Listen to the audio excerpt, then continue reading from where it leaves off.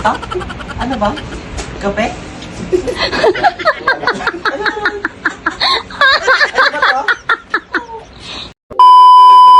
So hello guys, so for this video, ito nga pala yung time na na-prank nila ako. Hindi ko naman sukat akalain na sa kalokohan kong ito ay lolokohin din nila ako. Akalain mo ba namang pinagtulungan nila akong lahat? Lagyan pa naman nila ng kape tong coke na natitira dito. Eh ako pa man din tong si Matakaw, inom agad. Ako po, napadami yata to paglalagay nila ng kape. Ako, delikado yata tayo dito patay tayo. Pag ako nagtay dito mga kapatid, ay nako, patay sa akin tong dalawang ito. At pagkatapos nga nila nilagyan ng kape, shake pa, di pa yata na kontento. Tignan nyo nga naman, hindi ka talaga mapagmasid, di mo talaga akalain may kape to. Tignan mo, bula-bula pa Pagkatapos ay iniwan na nga nila ito sa mesa. At hinintay na lang nila nakukunin ko. At iinumin. Sino ba naman tatanggi? Coke ito. Ito nga at kinagat ko na itong kanilang itinanim na di ko naman alam na mayroong kape. Ito nga at nakikita nyo at nilagay ko na sa baso at akin ang iinumin. Di ko man laang napansin na nagbibideo na pala itong pinsan ko. Kala ko ay normal lang na pa cellphone lang dyan sa gilid. At sabi ko pa nga sa lola ko, tikman niya. Di ko naman alam na mayroon palang silang inilagay. Tapos nahihiwagaan na lang ako. Bakit nakangiti lahat ng mga tao sa paligid ko? Bakit wala man lang nagsabi kahit isa? Kahit tong asawa ko ay nako, nakiisa na rin sa kanila. Ito nga at normal lang na paupo-apo ako. May pakulang-kulangot pa at pakamot-kamot sa ulo. Sabi ng lola ko, ilipat ko daw yung tricycle namin. Kaso napakalakit, napakabigat naman. Paano ko bubuhatin? Hindi naman kasi baga sinabing itulak ko. Ito nga at napansin ko na at pumunta ako sa labas dahil parang bakit nakangiti itong mga tao sa paligid ko. Nakakapanibago. Ano nga ang asawa ko, pinapadede itong anak ko ito dungiti. Bakit kaya? Ito nga at pumunta muna ako sa balkon namin pero pansin itong kuko ng lola ko. Bagong kuko.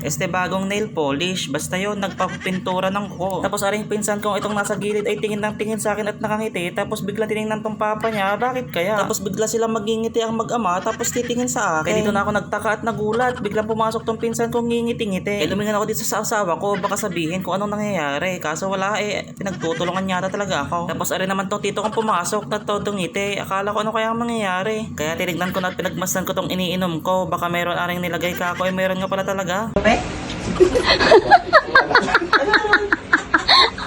Ano ba to? Ano nga? Hindi naman lang sa akin. Ha? Gatas? Please follow, like, and share.